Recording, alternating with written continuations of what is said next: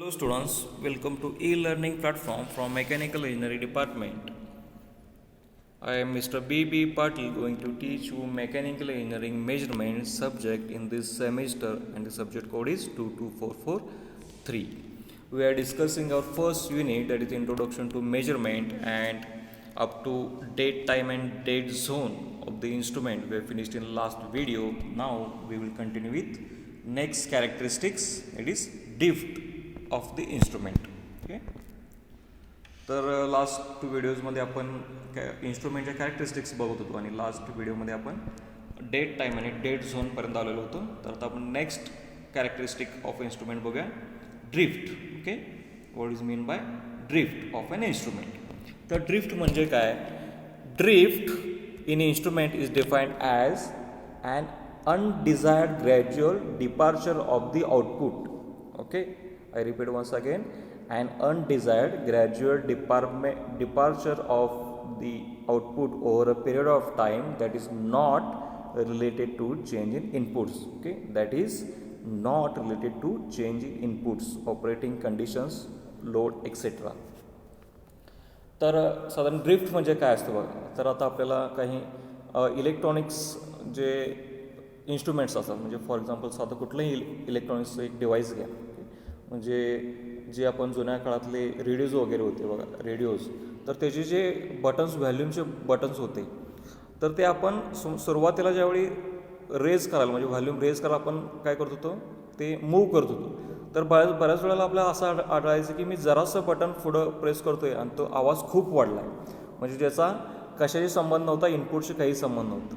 तर ही काय एक एररच आहे ड्रिफ्ट, म्हणजे ज्याचा आपण काय करतो, थोडंसं जरी इनपुट दिलं तर ते आपोआप पुढं वाढायला चालू होतं. ओके, तर ह्याला म्हणायचं ड्रिफ्ट. म्हणजे सुरुवातीचं जे आहे, म्हणजे आपण इन्स्ट्रुमेंट कसं आहे, जितकं आपण पुढं जाऊ तितकंच त्याने रिस्पॉन्ड केलं पाहिजे, पण ते बऱ्याच वेळेला असं होत नाही. आपण जरा रिस्पॉन्ड केलं तर ते आपोआप इन्क्रीज व्हायला चालू होतं, त्याचा काही इनपुट संबंध नसतो, ते आपोआप रेज व्हायला चालू होतं. म्हणजे जुन्या काळात जसं मी म्हटलं रेडिओ, जरा जरी मी व्हॉल्यूमचं बटन मूव्ह केलं पुढं तर ते आपोआप त्याचा आवाज पुढं वाढत जात होता. तर ही एक एरर आहे, ह्याला ड्रिफ्ट म्हणायचं. ड्रिफ्ट इज अन काय, drift in instrument is defined and undesired gradual departure of output over a period of time that is not related to change in input, operating condition or load etcetera. तर कसं आहे, कुठलंही instrument कसं आहे, आपण ज्यावेळी operate करायला चालू होतं, तर जितकं मी इनपुट देणार तितकंच त्यांना आउटपुट दाखवलं पाहिजे. पण ते समजा इनपुटपेक्षा जास्त जर आउटपुट दाखवायला लागलं असेल तर त्याला काय म्हणायचं, ड्रिफ्ट म्हणायचं. आता तर झिरो ड्रिफ्ट म्हणजे काय? Zero drift is defined as the deviation in the instrument output with time from initial value when the measured variable conditions are constant. तर ड्रिफ्ट म्हणजे आपल्या लक्षात आलं, तर झिरो ड्रिफ्ट म्हणजे काय, तर इनिशियल त्याची जी कंडिशन आहे, इनिशियल व्हॅल्यूपासूनच ते काय होतं, आपल्याला ड्रिफ्ट दाखवायला चालू करतं, तर त्याला झिरो ड्रिफ्ट म्हणतात. ओके, म्हणजे ज्यावेळी सगळ्या कंडिशन्स कॉन्स्टन्ट्स असतील तरी देखील इन्स्ट्रुमेंट आपल्याला ते डेव्हिएशन दाखवतं, त्याला काय म्हणायचं, zero drift. Okay, the deviation in the instrument output with time from initial value. Okay, zero drift म्हणजे काय, इनिशियल व्हॅल्यूपासूनच ते आपल्याला काय इन्स्ट्रुमेंट डेव्हिएशन म्हणजे आउटपुटमध्ये दाखवायला चालू करतं, ज्याचा इनपुटशी किंवा बाकीच्या कंडिशन कशा कॉन्स्टन्ट असल्या तरी देखील आपल्याला ते काय करतं, डेव्हिएशन दाखवतं, व्हेरिएशन दाखवतं, तर त्याला झिरो ड्रिफ्ट असं म्हणतात. Zero drift set in because of gradual shift of calibration due to slippage, permanent set, or due to undue warming up of electron tube circuits. तर ही आता ड्रिफ्ट कंडिशन जी आहे किंवा झिरो ड्रिफ्ट ही बऱ्याच वेळेला कशा असते, एरर, किंवा ती कशामुळे येऊ शकते, स्लिपेज असेल किंवा त्याचं इलेक्ट्रॉनिक सर्किटमध्ये काहीतरी warming up electronic tube circuit असेल, तर ह्याच्यामुळे ही ड्रिफ्ट येऊ शकते. आणि हे आपल्याला कसं आहे, ड्रिफ्ट जर असेल तर आपल्याला इन्स्ट्रुमेंट प्रॉपरली रिडिंग दाखवत नाही. ओके, किंवा इनॲक्युरेट दाखवतं. नेक्स्ट कॅरेक्टरिस्टिक आहे ते म्हणजे सेन्सिटिव्हिटी. आता सेन्सिटिव्हिटी हा देखील खूप इम्पॉर्टंट एक पार्ट आहे इन्स्ट्रुमेंटचा, मेजरिंग इन्स्ट्रुमेंटचा. म्हणजेच आपलं इन्स्ट्रुमेंट कसं असलं पाहिजे, सेन्सिटिव्ह असलं पाहिजे. जसं आपलं इनपुट चेंज होईल तसं आउटपुट आपलं चेंज झालं पाहिजे. तर हे काय, सेन्सिटिव्हिटी म्हणायची. सेन्सिटिव्हिटी म्हणजेच काय, change in output divided by change in input. Sensitivity of an instrument defined as the ratio of its magnitude of the response and the magnitude of the quantity being measured. म्हणजेच आपण असं म्हणू शकतो की measuring instrument एखादं कसं आपल्याला पाहिजे सेन्सिटिव्ह पाहिजे. म्हणजे जसं मी काय करायला इनपुट घ्यायला चालू केलं किंवा मी मेजर करायला चालू केलं तर त्याच पद्धतीने त्यानं आपल्याला आउटपुट दाखवलं पाहिजे. तितकं ते सेन्सिटिव्ह असलं पाहिजे. मी जरा चेंज केला इनपुटमध्ये तर त्या आउटपुटमध्ये आपल्याला चेंज दाखवला पाहिजे. तर ह्याला काय म्हणायचं सेन्सिटिव्हिटी. ओके. नेक्स्ट आहे threshold. Okay. Threshold of an instrument. When the input signal to an instrument is gradually increase from 0 there will be some minimum value input before which instrument will not detect any output change. This minimum value is called threshold of the instrument. Okay. जसं मी मगाशी एक रेडिओचं example दिलं की आपण जर व्हॅल्यूमचं button वाढवायला चालू केलं ओके तर ते कसं झालं पाहिजे आपण जितका व्हॅल्यूम वाढवू तितकंच ते साऊंड आपल्याला आला पाहिजे. ओके. म्हणजे मी थोडंसं वाढवलं नाही जास्त आवाज आला तर ही ड्रिफ्ट एअर झाली. तर थ्रेशोल्ड म्हणजे काय असतं की कुठलंही इन्स्ट्रुमेंट काय करतं एक पहिला पर्टिक्युलर थोडंसं इनपुट घेतं. म्हणजे जसं आपण रेडिओचं जर व्हॅल्यूमचं बटन असेल तर ते मी थोडंसं पहिला रेज करणार आणि त्यानंतर ॲक्च्युली आपल्याला आवाज यायला चालू होतो. तर हे जे काय थोडंसं मिनिमम इनपुट व्हॅल्यू आहे तर त्याला काय म्हणायचं थ्रेशोल्ड म्हणायचं. Minimum input value. किंवा दुसऱ्या कुठल्याही इन्स्ट्रुमेंटच्या बाबतीत मी ज्यावेळी मेजरमेंट घ्यायला चालू करतो तर ते थोडंसं काय करतं आधी एक इनपुट घेतं आणि त्यानंतर आपल्याला ते रिस्पॉन्ड व्हायला चालू होतं. तर हे जे काय थोडंसं इनपुट आहे ह्याला म्हणायचं threshold. Input signal to an instrument gradually increase from 0 there will be some minimum value input before which instrument will not detect any output. म्हणजे कुठलंही इन्स्ट्रुमेंट मी मेजरमेंट करायला चालू केले तर ते थोडंसं इनपुट घेतल्याशिवाय आउटपुट दाखवायला चालू करत नाही. तर ते सुरुवातीचं जे इनपुट आहे मिनिमम त्याला काय म्हणतो आपण threshold. Thus threshold defines the minimum value of input. Okay. तर आपल्याला कसं लक्षात ठेवता येईल थ्रेशोल्ड म्हणजेच काय minimum value of input before which instrument काय आपल्याला रिस्पॉन्ड करत नाही. Threshold defined the minimum value of input which is necessary to cause detectable change from 0 output. Okay. म्हणजे मिनिमम इनपुट दिल्याशिवाय आपण काय करतो आपल्याला एक डिटेक्टेबल चेंज दिसत नाही तर याला म्हणायचं थ्रेशोल्ड ऑफ द इन्स्ट्रुमेंट. त्यानंतर रिझोल्युशन बघूया.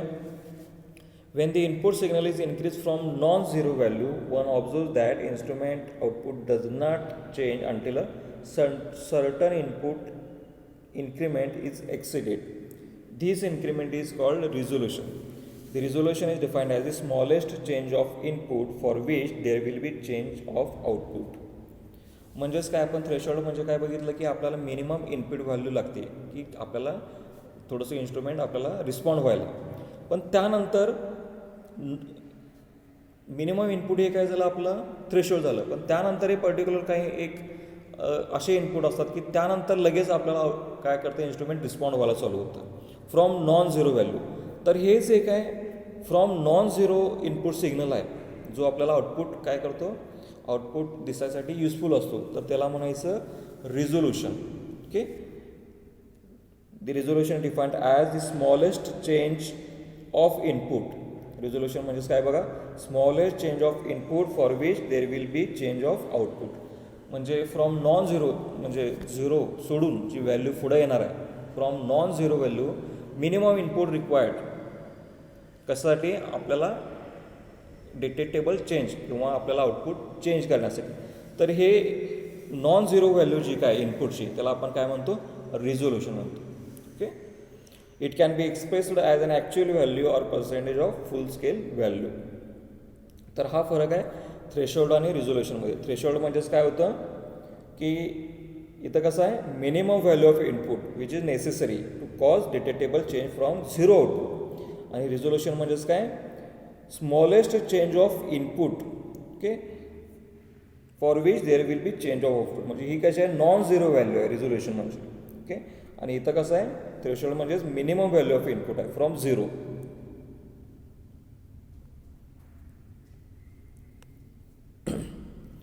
देन नेक्स्ट कॅरेक्टरिस्टिक बघूया linearity.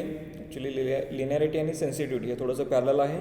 Linearity is defined as the ability to reproduce the input characteristic symmetrically and linearly. म्हणजेच काय लिनियरिटी आपण एक म्हणतो एखादं इन्स्ट्रुमेंट आपण लिनियर आहे म्हणजेच काय जसं इनपुट आपलं वाढत जाईल तसं आउटपुट वाढत जातं आणि स्ट्रेट ग्राफ येतो बघायचा. तर याला म्हणायचं लिनियरिटी. तर हे कसं सेन्सिटिव्हिटी आणि लिनियरिटी हे थोडंसं पॅरलल आहे. Linearity is defined as the ability to reproduce the input characteristics symmetrically and linearly. जसं इनपुट इन्क्रीज होत जाणार तसं आउटपुट आपलं चेंज होत जाणार. आणि हा ग्राफ कसं होतं linearly straight line. Then repeatability आणि रिप्रोड्युसिबिलिटी ऑफ द इन्स्ट्रुमेंट. आता रिपीटेबिलिटी ऑफ एन इन्स्ट्रुमेंट म्हणजे काय बघा. Repeatability is the property of instrument to give same output value each time the measurement of a given quantity is repeated under same condition. आता repeatability म्हणजेच काय, एखाद्या इन्स्ट्रुमेंटला आपल्याला same reading दिलं पाहिजे. ओके, सेम रिडिंग दिलं पाहिजे. आपण प्रत्येक वेळी जेव्हा आपण मेजर करू, समजा मी एकदा मेजर केलं, दोनदा मेजर केलं, तीनदा केलं, चारदा केलं, तर प्रत्येक वेळी त्यांना काय केलं, सेम आपल्याला व्हॅल्यू आउटपुट व्हॅल्यू दाखवली पाहिजे. तर ह्याला म्हणायचं रिपीटेबिलिटी. आणि रिप्रोड्युसिबिलिटी म्हणजे काय,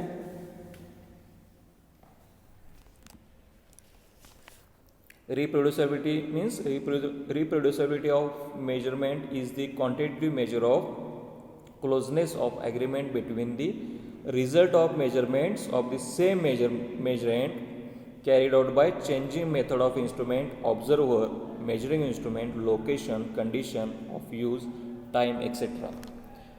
आता रिप्रोड्युसिबिलिटी म्हणजे काय, रिपीटेबिलिटी म्हणजे आपल्याला लक्षात आलं की आपण कितीही वेळा रिडिंग घेतलं तरी त्याने आपल्याला सेम आउटपुट व्हॅल्यू दाखवली पाहिजे. पण रिप्रोड्युसिबिलिटी म्हणजेच काय, रिडिंग आपल्याला सेम आलं पाहिजे, पण कधी ज्यावेळी आपण काही कंडिशन चेंज करू तरी देखील ते आपल्याला रिडिंग सेम आलं पाहिजे. म्हणजे मी मेथड ऑफ मेजरमेंट चेंज केली, म्हणजे एका पद्धतीने मी मेजरमेंट घेतो आहे आणि पुढच्या वेळी मी ती मेथड चेंज केली आणि दुसऱ्या पद्धतीने जरी मेजरमेंट घेतलं तरी आपल्याला आउटपुट सेम दाखवलं पाहिजे.